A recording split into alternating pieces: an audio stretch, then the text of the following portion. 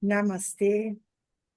Muito boa noite a todos. Hoje, segunda-feira, nós vamos fazer a nossa leitura, a leitura da semana, a gente está com esse livro que se chama A Chave Mestra, de Charles Ranel. Eu sou a Simone Chiavoloni e toda segunda-feira trago aqui leitura para o despertar da consciência. Então, se você quiser participar, eu vou deixar o link aqui para que você possa acessar minhas redes e assim conseguir participar aqui conosco toda segunda-feira. E também vou deixar o link para adquirir essa obra, que é uma obra maravilhosa, que é como um passo a passo, é como um grande curso, e nós vamos estar nos encontrando durante 24 semanas para que alcancemos uma vida extraordinária, assim como nós temos o nosso desejo. Hoje nós vamos estar na parte 7. Então, para quem quiser adquirir a obra, é aqui embaixo, eu vou deixar o link. E para quem quiser participar também ao vivo, deixo o link também aqui das redes para você poder se conectar. E antes de nós iniciarmos nossa leitura, sempre nos conectamos com o nosso divino que habita nosso ser. Então, eu vou pedir para fechar os olhos por um instante, respirar profundamente, abrir as portas do coração e adentrar neste espaço que é só seu, sagrado, secreto, onde habita o divino, o seu Deus, seu antariano, sua centelha, seu eu, ou o nome que assim você desejar.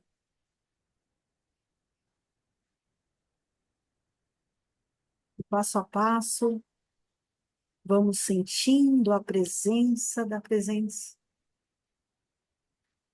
Vamos nos aproximando cada vez mais e mais. Eu gosto de chamá-lo de divino. Eu te vejo, divino. Eu te sinto, divino. Eu estou aqui. Eu peço que esteja comigo todos os instantes da minha vida. E que se por algum acaso eu perder essa conexão, que eu ouça seu chamado e que eu retorne aqui nesse espaço para me conectar contigo novamente. Pois quando eu estou contigo, eu sou muito mais sábio.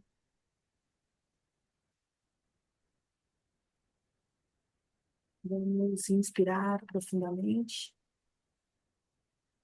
e então abrir os nossos olhos.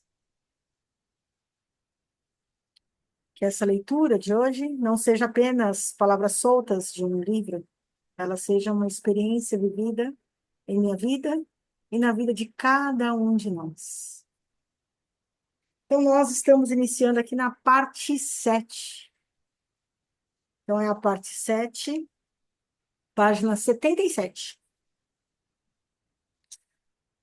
Ao longo de todas as épocas, a humanidade acreditou em um poder invisível através e pelo qual tudo foi criado e é continuamente recriado. Podemos personificar esse poder e chamá-lo de Deus, ou podemos pensar nele como a essência ou o espírito que permeia todas as coisas, mas, em todo caso, o efeito é o mesmo. No que tange ao individual, ao objetivo, ao físico, ao visível, é pessoal, que pode ser reconhecido pelos sentidos. Consiste no corpo, no cérebro e nos nervos. O subjetivo é o espiritual, o invisível, o impessoal. O pessoal é consciente porque é uma entidade pessoal. O impessoal, tendo a mesma natureza e qualidade de todos os outros seres, não é consciente de si mesmo e, portanto, foi batizado de subconsciente. O pessoal, ou consciente, ele tem o poder da vontade e da escolha, e, portanto, pode discernir ao selecionar os métodos a serem utilizados para resolver os problemas. O impessoal, ou ou espiritual, sendo parte ou uno como a fonte e origem de todo o poder, não é necessariamente capaz de fazer escolhas, mas, por outro lado, tem recursos infinitos ao seu dispor. Ele pode gerar e gera resultados por meio de métodos que a mente humana ou individual não é capaz de conceber. Portanto, você verá que é uma escolha sua depender da vontade humana, com todas as suas limitações e concepções equivocadas, ou utilizar a potencialidade do infinito, fazendo uso da mente subconsciente. Aqui está, então, a explicação científica do maravilhoso poder que você tem em mãos, se for capaz de entendê-lo, apreciá-lo e reconhecê-lo. Uma forma de utilizar conscientemente este poder onipotente é descrita na parte 7. Olha, eu vou ter que fazer um adendo aqui. Ele está falando bem sobre, explicando bem passo a passo sobre o que é pessoal, o que é impessoal, o que é consciente e subconsciente, e o que é mente subconsciente. Então, para quem tem dúvida, está bem aqui no passo a passo, nessa primeira parte aqui, da parte 7, do capítulo 7. Então, vamos começar aqui saber como a gente pode utilizar. Então, primeiro, visualização é o processo de criar imagens mentais. E a imagem é o molde, o modelo que servirá de padrão, de onde virá o seu futuro. Crie um padrão claro e belo. Não tenha medo. Faça com que seja grandioso. Lembre-se, não há limites, exceto aqueles impostos por você mesmo. Não há limitação imposta por custos ou materiais. Use os recursos do infinito em sua criação e a construa em sua imaginação. Esse padrão precisa estar em sua mente antes de poder surgir em qualquer outro lugar. Crie uma imagem clara e bem delineada e a mantenha firme em sua mente. E então, poderá trazê-la mais para perto de você de forma gradual e constante. Você pode ser o que deseja ser, o que desejar ser. Olha só que importante. Você pode ser o que desejar ser. Esse é outro fato psicológico bem conhecido, mas infelizmente ler sobre isso não lhe trará nenhum resultado que você tem em mente. Não ajudará nem mesmo a formar uma imagem mental, muito menos a fazê-la se manifestar. É necessário trabalho, um trabalho mental pesado e difícil, o tipo de esforço que poucos estão dispostos a fazer. O primeiro passo é a idealização. Esse é o passo mais importante, porque é a planta que servirá de base para a sua construção. Ela deve ser sólida, deve ser permanente. O arquiteto, ao projetar um prédio de 30 andares, coloca na planta cada linha e cada detalhe antes da construção. O engenheiro, ao projetar uma ponte sobre o precipício, calcula primeiro a força estrutural de cada parte da ponte separadamente. Eles veem o resultado final antes de cada passo. Então, você deve ver em sua mente o que deseja. Você está plantando a semente, mas antes de fazê-lo, deve saber o que pretende colher. Isso é idealização. Se não tiver certeza do que quer, volte ao lugar em que faz seus exercícios todos os dias, até que a imagem esteja clara em sua mente. Ela surgirá de forma gradual. Primeiro, o plano geral será vago, mas aos poucos tomará forma. Os traços ficarão mais nítidos e depois virão os detalhes. E gradualmente você desenvolverá o poder que lhe permitirá formular planos que se materializarão no mundo objetivo. Você saberá o que o futuro lhe reserva. Por quê? Porque você vai estar um passo antes, assim como engenheiro, como arquiteto. Então, vem o processo de visualização. Você deve ver a imagem cada vez mais completa, ver os detalhes, e conforme os detalhes forem se revelando, ver as formas e os meios para fazer com que ocorra a manifestação. Uma coisa leva a outra. O pensamento leva à ação. A ação leva aos métodos. Os métodos levam aos amigos. E os amigos levarão às circunstâncias. Finalmente, a terceira etapa, a materialização, será completada. Todos nós reconhecemos que o universo deve ter sido pensado antes de se materializar. E se estivermos dispostos a seguir as diretrizes do grande arquiteto do universo, veremos nossos pensamentos tomando forma, exatamente como o universo ao se concretizar. É a mesma mente operando no individual. Não há diferença quanto à natureza ou à qualidade. A única diferença é o grau. O arquiteto, ele visualiza seu edifício. Ele vê como deseja que a construção seja. Seu pensamento se torna um molde plástico do qual o edifício surgirá em algum momento. Um prédio alto ou baixo, requintado ou simples. A visão do arquiteto toma forma no papel e então o material necessário é utilizado e o edifício é construído. O inventor visualiza a sua ideia exatamente do mesmo modo. Por exemplo, Nikola Tesla e seu enorme intelecto, um dos maiores inventores de todos os tempos, o homem que produziu as realidades mais incríveis, ele sempre visualizou suas invenções antes de colocá-las em prática. Ele não tinha pressa para materializá-las, nem gastava seu tempo tendo que corrigir seus defeitos depois. Primeiro, ele desenvolvia a ideia em sua imaginação. Ele a mantinha lá como uma imagem mental a ser reconstruída e melhorada por seu pensamento. Assim, escreveu ele na revista Electrical Experimenter: consigo desenvolver rapidamente e aperfeiçoar uma ideia sem ter que colocar minhas mãos em nada. Depois que já incorporei a invenção toda, melhoria que consegui imaginar e vi que não há nenhum tipo de falha, eu a materializo, o fruto do meu cérebro. Minha invenção sempre funciona exatamente como eu havia imaginado. Em 20 anos, não houve uma única exceção. Se você for capaz de seguir meticulosamente essas instruções, desenvolverá fé, o tipo de fé que é a matéria das coisas desejadas, evidência das coisas não vistas. Você desenvolverá confiança, o tipo de confiança que leva à perseverança e à coragem.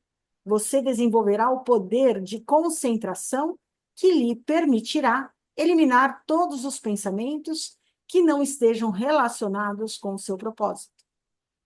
Segundo a lei, o pensamento se manifestará na forma, e só aquele que sabe como ser o pensador divino de seus próprios pensamentos pode assumir a posição de mestre e falar com propriedade. Clareza e nitidez são obtidas apenas ao se ter repetidamente a imagem na mente. Cada ação repetida torna a imagem mais clara e nítida que a anterior, e a mesma clareza e nitidez terá a manifestação externa da imagem. Você deve criar essa imagem com firmeza e segurança em seu mundo mental. O mundo interior, antes que ela possa tomar forma no mundo exterior, e você não consegue criar nada de valor, nem mesmo no mundo mental, se não tiver os materiais adequados. Com o material certo, você pode criar qualquer coisa que desejar, mas deve ter certeza deste material. Você não pode fazer um traje fino usando tecido de má qualidade. Esse material será produzido por milhões de silenciosos trabalhadores mentais e assumirá a forma da imagem que você tem em mente. Pense só. Você tem mais de 5 milhões desses trabalhadores mentais ativos e prontos para agir. Eles são chamados de neurônios. Além disso, há também uma força de reserva composta por um número no mínimo igual, pronta para entrar em ação diante da menor necessidade. Portanto, seu poder de pensar é quase ilimitado. Isso significa que seu poder de criar o tipo de material necessário para construir para si mesmo qualquer tipo de ambiente desejado também é praticamente ilimitado. Além desses milhões de trabalhadores mentais, você tem bilhões de trabalhadores mentais em seu corpo, e cada um deles tem inteligência suficiente para entender e agir de acordo com qualquer mensagem ou sugestão. Essas células estão todas ocupadas criando e recriando o corpo, mas, além disso, elas têm atividade psíquica que as permite atrair para si a substância necessária para aperfeiçoar seu desenvolvimento.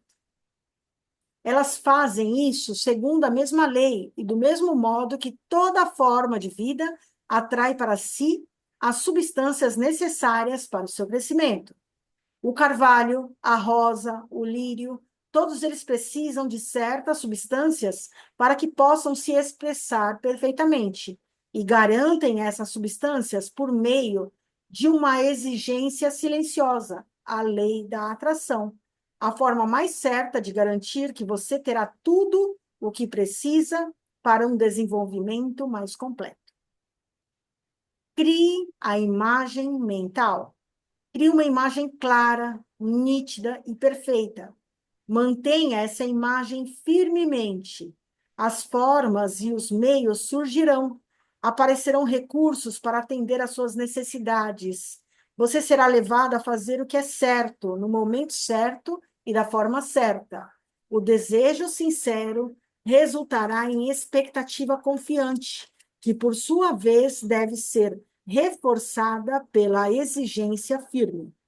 Essas três coisas certamente levarão à realização, porque o desejo sincero é o sentimento, a expectativa confiante é o pensamento, e a exigência firme é a vontade. Como já vimos, o sentimento dá energia ao pensamento e a vontade o mantém firme até que a lei do crescimento faça com que ele se manifeste. Não é incrível que o ser humano tenha um poder tão grande dentro de si, faculdades transcendentais que desconhece totalmente? Não é estranho que desde o início sejamos ensinados a buscar força e poder do lado de fora? Somos ensinados a procurar em toda parte, menos do lado de dentro. E toda vez que esse poder se manifesta em nossas vidas, nos dizem que foi algo sobrenatural. Há muitas pessoas que passaram a compreender esse poder maravilhoso e que fazem um esforço sério e consciente para materializar saúde, poder e outras condições, mas não são bem-sucedidas. Elas não parecem capazes de colocar a lei em ação. A dificuldade em quase todos os casos é que essas pessoas estão lidando com fatores externos. Elas querem dinheiro, poder, saúde e fartura, mas não percebe que esses são os efeitos, e esses efeitos só vêm se suas causas forem encontradas. Aqueles que não dão atenção ao mundo exterior tentarão apenas determinar a verdade, buscarão apenas a sabedoria e descobrirão que essa sabedoria mostrará e revelará a fonte de todo o poder, que se manifestará no pensamento e no propósito que criarão as condições externas desejadas. Essa verdade será expressa em um propósito nobre e em ações corajosas. Crie apenas os ideais, sem pensar nas condições externas. Torne o mundo interior belo e opulento, e o mundo exterior expressará e manifestará as condições existentes no interior. Você compreenderá seu poder de criar ideias, e essas ideias serão projetadas no mundo dos efeitos. Por exemplo, um homem endividado. Ele estará sempre pensando na dívida, se concentrará nela. E como os pensamentos são as causas, o resultado será que ele não só manterá essas dívidas à sua volta, mas também gerará mais dívidas.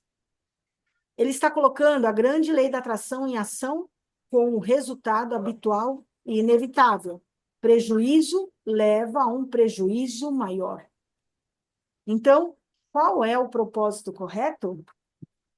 Concentre-se no que deseja, não no que não quer. Pense na fartura, idealize os meios e planeje colocar a lei da abundância em ação. Visualize a condição que a lei da abundância cria. Isso resultará em manifestação. Se a lei funciona perfeitamente para gerar pobreza, necessidade, qualquer forma de limitação para aqueles que continuamente têm pensamentos de medo e insuficiência, certamente funcionará para gerar condições de abundância e opulência para aqueles que tiverem pensamentos de coragem e poder. Esse é um problema difícil para muitos. Somos ansiosos demais. Manifestamos ansiedade, medo, perturbação. Queremos fazer algo, queremos ajudar. Somos como uma criança que acabou de plantar uma semente e vai a cada 15 minutos resolver a terra para ver se ela está crescendo. É óbvio que, em tais condições, a semente jamais germinará. E é exatamente isso que muitos de nós fazem no mundo mental. Temos que plantar a semente e deixá-la em paz. Isso não significa que devemos nos sentar e não fazer nada. Faremos um trabalho maior e melhor do que vínhamos fazendo e novos canais surgirão, novas portas se abrirão. Só precisamos ter a mente aberta e pronta para agir quando chegar a hora. A força do pensamento é a forma mais poderosa de aquisição de conhecimento e, se concentrada em qualquer assunto, resolverá o problema. Nada supera o poder de compreensão humano, mas é preciso trabalhar para que possamos aproveitar essa força e fazer com que ela obedeça à nossa vontade. Lembre-se de que o pensamento é o fogo que gera o vapor que faz girar a roda da fortuna, da qual dependem suas experiências. Faça algumas perguntas a si mesmo e aguarde respostas. Às vezes, você não sente a presença do ego? Você impõe esse ego ou segue a maioria? Lembre-se de que a maioria é sempre conduzida, jamais conduz. Foi a maioria que lutou com unhas e dentes contra o motor a vapor, o tear mecânico e qualquer outro avanço ou progresso já sugerido. Para o exercício dessa semana, visualize seu amigo. Veja-o exatamente como ele era da última vez que o viu. Veja o ambiente, os móveis, lembre-se da conversa, e então veja o rosto dele, cada detalhe. Depois fale com ele sobre um assunto de interesse mútuo. Veja a expressão dele mudar, observe-o sorrir. Consegue fazer isso? Consegue sim. Desperte o interesse dele, conte uma aventura. Veja os olhos dele brilhando de alegria ou emoção. Consegue fazer tudo isso? Se conseguir, sua imaginação é boa e você está fazendo um excelente progresso. E essa é a nossa leitura da semana, que foi a parte 7. Na próxima semana, vamos continuar com a leitura do livro A Chave Mestra, de Charles Haanel. E para você participar dessas leituras, eu vou deixar o link aqui para você ver as minhas redes e assim poder participar no nosso Zoom. E também sugiro para adquirir essa obra fantástica, vou deixar um link também para que você possa comprar essa obra e assim aprender conosco muito mais sobre ter uma vida extraordinária do jeito que nós queremos. Então, gratidão a todos. Nós vamos para o nosso compartilhar, que ele não é gravado, mas venham até nós, porque sempre esse compartilhar, ele traz grandes ensinamentos. Nos vemos, então, na próxima semana. Tchau, tchau.